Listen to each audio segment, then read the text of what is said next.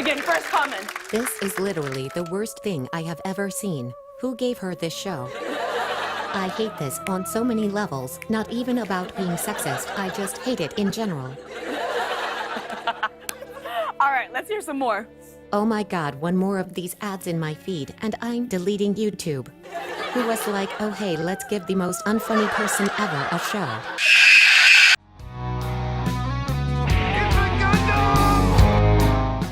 Lilly Singh reminds me of DSP. This isn't clickbait, it's a fact. Lilly suffers from YouTubeitis. It's a disease that affects content creators that popped off a long time ago, when the bar was much lower. And as time goes on, the game changes. It becomes more difficult. You go from easy mode to prepare to die mode, and they fail to evolve, much like DSP, who seems to be the prime example of YouTubeitis. And that might seem like a harsh take to say that Lilly Singh is like DSP. He said, in an attempt to give the right answer.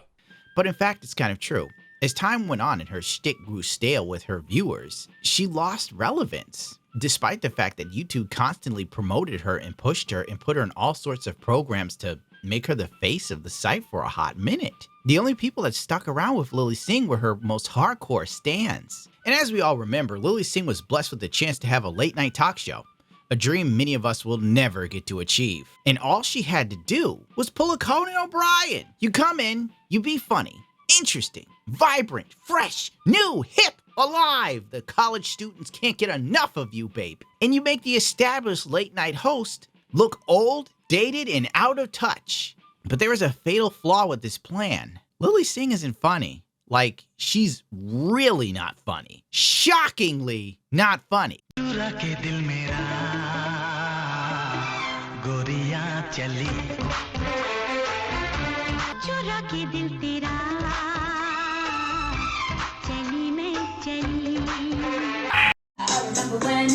I remember when I lost my mind.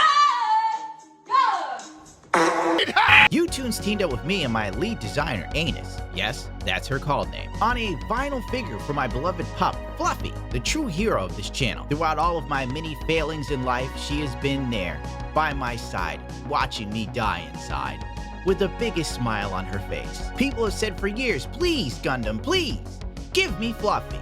Well now, you can have your very own Fluffy, a perfect little tiny cloud to watch you as you navigate through this Fallout adventure you call your life. I am proud to present Fluffy in her own little fail box. This gorgeous piece captures the very essence of Fluffy's playful and loving nature. The pre-orders are live now on YouTunes.com, and once they sell out, they're gone for good, as I don't think YouTunes wants to ever deal with me ever again. Unless I make big yen! Don't disappoint the baby Fluff. She has so much to give. Order now! Your money will be used to further troll Darkside Phil.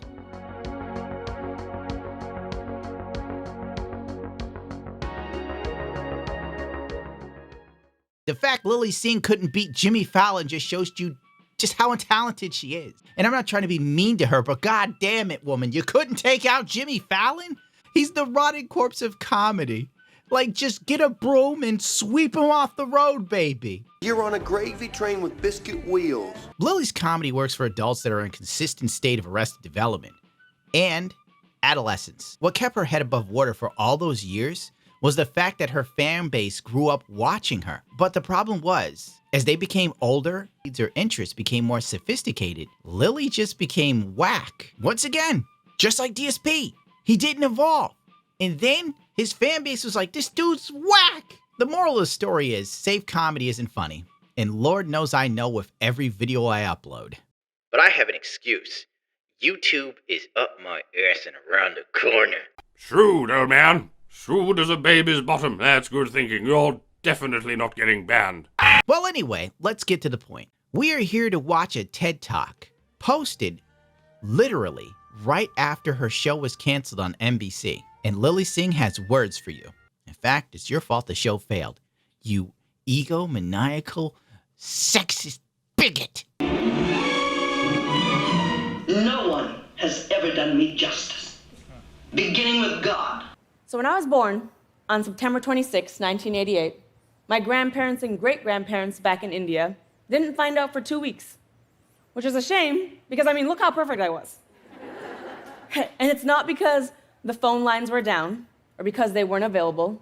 It's because there was a complication with my birth. And that complication was being assigned female at birth. You see, because my mom had been told that if she gave birth to a daughter, it wasn't worth phoning home about. After all, she'd already given birth to my older sister, and this time everyone had high hopes that she would do right and have a son. But she didn't. She had me. And so there were no congratulations or Indian sweets sent our way. Well, I thought it was a very lovely story. Within the first minute of the video, Lilly talks to you about her birth and the oppression of being a woman around the world. The victim complex she has is monumental. This is coming from a person who is handed amazing opportunities in Hollywood for just being a, and I quote, female, check. Colored, check. Bisexual, check. Bisexual woman of color! And you're like, I'm not gay. I'm bisexual. What does it matter? Yes. Everybody, we used to call that buy now, gay later. Oh, yeah. When you're like in 10th grade and you're like, I'm bi. Is there enough space in space for women? Who wrote that? Are people really still asking that question? Operation Make Space for Women is ready for liftoff. Well, I'll see you on BitChute. You are on BitChute, aren't you? she has tanked any project that she was the focus or lead of. Famous. Like, Charles, you were so convincing as Uncle Fester in the Addams Family. And Ernie Johnson, you were great as the scary ventriloquist dummy in Toy Story 4. Now, and Shaq, as far as I know, Shaq's never done any acting. D-Wade is a good friend of mine. Give it up for him. He really is. Give it up for D-Wade. Stop! He's already dead. Outside of YouTube. But then if you really want to split hairs, she tanked her own channel. 200K views on a channel that has 14.6 million subscribers is not exactly good. That's literally a step above life support. To visit my grandfather for the first time in my adult life. And whew, nothing could have prepared me for what was about to happen. I vividly remember it. I was in the car, driving to his house. He was standing outside. I nervously got out of the car, walked up to him. He walked up to me. He looked me right in the eyes, and he raised his hand and decorated me with a flower garland, a gesture fit for people of importance. He then proceeded to welcome me into his home, my mom by my side, and proceeded to show me all the newspaper clippings he had saved with my name and face on them. He said the words, "He was wrong," words I had never heard a man say before to me. He said that I had done what no one else could have done, and I had made the family name proud. Patriarchy has been defeated. He put flowers around her neck. She's an important person. This TED Talk should have been called Diary of an Egomaniacal Brown Woman. The self-flagellation that we are witnessing in real time is astonishing. Lilly Singh proceeds to break her own arm to pat herself on the back and snap her spine to lick her own lady bits. Salaries and titles and those dollar bills. So I thought, I'd chime in here. I learned very quickly that whenever I spoke of money, people got a little uncomfortable. Like the time I pointed out the gender gap in the Forbes list for online creators, a list I'd previously been on. I remember wanting to start a critical conversation because I saw this article and I was heartbroken. You know, the digital space had always been a place that I thought was without gatekeepers, and here it was looking just like old Hollywood. The gender pay gap for YouTubers. How Lilly Singh can't seem to fathom that she fell off at the time is truly astonishing. Once again, this is DSP energy. People liked watching Let's Players and not a chick doing an impression of her parents for the 1000th time. And they uploaded more frequently than once or twice a week. So the algorithm rewarded them for putting in the time and effort. While you were busy hobnobbing in Hollywood trying like hell to transition from YouTuber to movie star, they just completely and utterly ate your shit. It's just a game. That's how it works. I was looking just like old Hollywood. But let me tell you, the internet was not interested. I don't know how it's possible, but it literally felt as if Twitter leaped through my screen and body slammed me onto my desk. You know, the message was clear. You can be on this list, but don't try to start any conversations about the inequality on this list. Play the victim and you will be the victim. Good Lord. Instead of Lilly Singh looking at the facts and going, you know what, I fell off and I was too busy putting my energy elsewhere, she screams basically patriarchy. And she got roasted on Twitter for it and learned absolutely nothing from the experience. DSP Energy again. Am I so out of touch? No, it's the children who are wrong. Nah, Lilly Singh didn't fall off. It's just that YouTube wanted to pay more money to men than women that year. Those sexist bastards. Is why I'm not in a relationship. Yeah. A lot of the men at the table did not like me telling them why I didn't need a boyfriend. Why should any of us give a damn? But the dude who said you're a 30-year-old acting like a 16-year-old was a really harsh burn. You know that shit had to cut her deep because this happened almost 10 years ago and she's using it in a TED Talks now. I quickly learned that there's an invisible gatekeeper called culture. And the table is smack dab in the middle of it. Everything is sexist. Everything is racist. Everything is homophobic. The gatekeepers of the table is the culture itself. Only a woman who's had her ego stroked for a decade could be this delusional. I see why she's bisexual. It increases her chances of finding someone because she's a goddamn hard pill to swallow. 2019, I made history with my late night show, A Little Late with Lilly Singh. Thank you. Thank you. There I was, Lily, the baby born a brown girl, rubbing elbows, or at least time slots, with comedy royalty. And I remember when this show came out, I remember all the articles because they looked practically identical. Bisexual woman of color gets late night show. I almost legally changed my name to bisexual woman of color because that's what people called me so often. Over the weekend, she tweeted, quote, female, check, colored, check, bisexual, check. Throughout my life, these have proven to be obstacles from time to time, but now I'm fully embracing them as my superpowers.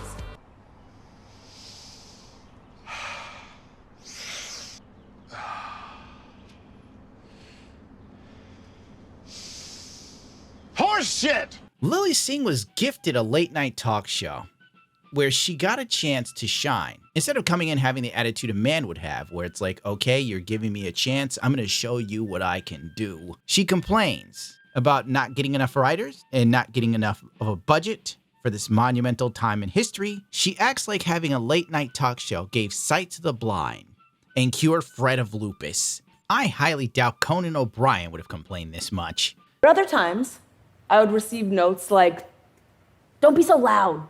Don't be so big. Don't be so angry. Smile more. And my all-time favorite, don't over-index on the South Asian stuff.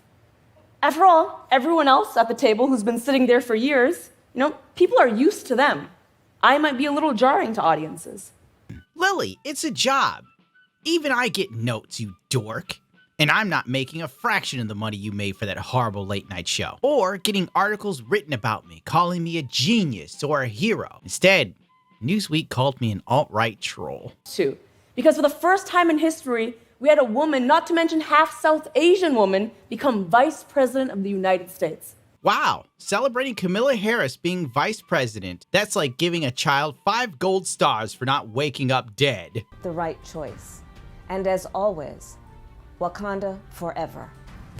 At this point, I started to zone so far out, it's not even physically possible. I've taken mushrooms and didn't space this hard. Lilly Singh talking became white noise. I had no clue what the hell this segment was about or its relevance. She just kept yammering on. And I'm pretty sure it had something to do with, being a woman and oppression and, because she's had such a tough life. Women are assigned 10% more work and spend more time on unrewarded, unrecognized, and non-promotable tasks. Basically, what this means is all the things men don't want to do are being handed to women. Yeah, Lily. Men keep all the fun jobs for themselves, like construction, working on oil rigs, ice road trucking, garbage men. It's just another nod to the gender pay gap that has been debunked so many times it's not even funny. Cornell have paid careful attention to it. The two were puzzled that the gap between male and female earnings has persisted even as more women were entering the workplace, graduating from college, and delaying childbearing. And this is where overwork comes in. For one thing, the pay is better for a 50-plus hour work week. The corporate world places a huge premium on long hours, and so doubling one's work week far more than doubles his or her salary. Second, and key, overwork is more common among men by a ratio of 2 to 1, and that ratio has been stable for at least 2 decades. Women are less likely than men to enter jobs that require extremely long hours and less likely to stay in such jobs. I'll note here that the authors found no evidence that men who overwork were paid more than women who do. Wage gap activists are aware that women work fewer hours overall and that this explains part of the gap. Their solution? Change the workplace. Why not make the workplace work better for everyone, they say, by discouraging overtime and workaholism? Up next, invest in potential.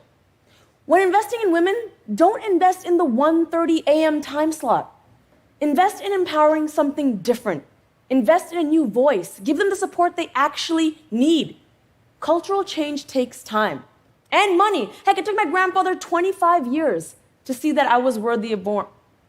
Wow, invest in women. NBC didn't invest enough in Lilly Singh's bad late night talk show. They should have done more. She's a woman.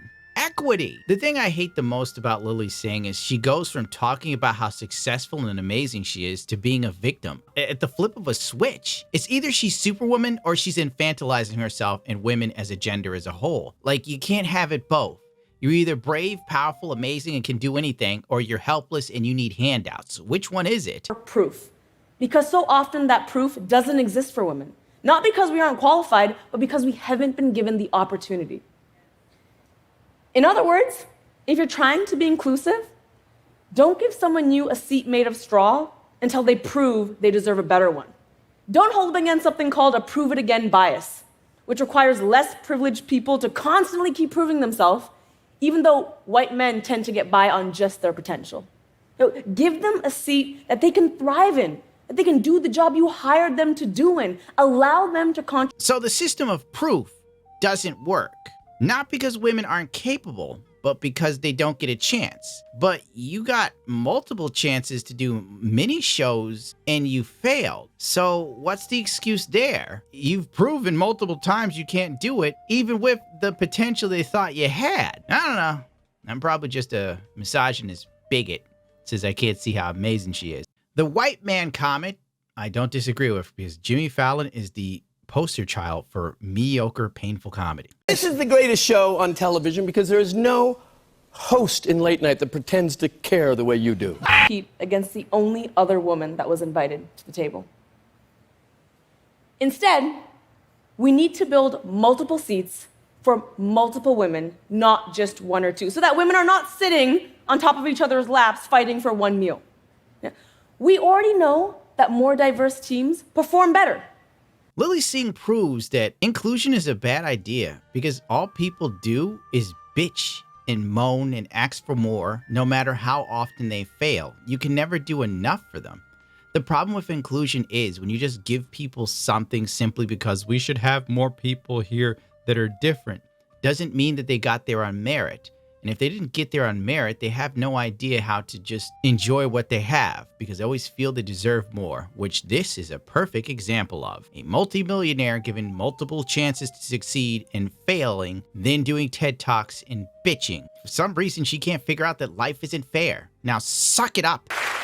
Let me lead by example right now and say I know there's many other women that are going to come on this stage, and I hope they all nail it, and I will be cheering you all on because we can all win. We can't all win. This is the mindset of a child. Life teaches you fast. Not everyone's a winner. Not everyone will be in the history books. If you go on a dating app, there's a 90% chance if you're a male, you're not going to get anywhere. That's just how life is. Hell, being happy seems like it's only available for a select group of people in the world. Lilly Singh has been failing upwards endlessly. And watching this TED Talks, you would assume if you didn't know her, she was blacklisted from Hollywood and everyone put obstacles in her way to keep her from success, rather than propping her up and giving her every chance to succeed. It's a really weird sort of cognitive dissonance to her situation. Case in point, she was on the Today Show 4 days ago. to promote her children's show, Something Unicorn Island. To say that the interview was cringe is putting it lightly. You see, the fact that she goes to places and she's constantly being pumped up, fluffed, and treated like she's one of the greatest minds of our time is why she has such a disconnect from reality when she fails. Because even when she does something that sucks, people just sit there and tell her it's great. Now with the incredibly talented and hilarious Lilly Singh. She rose to fame on YouTube, where her videos have combined for more than 3 billion views. And she's gone on to write, produce, and star in just a slew of projects, including her new animated series in collaboration with Headspace. And it's called The Mindful Adventures of Unicorn Island. I love it. And her character, also named Lily, learns mindfulness techniques to deal with real-life problems. Now, if you watch some of her Unicorn Island show, of course, she's the lead actress. She's the lead character. The character's based on her.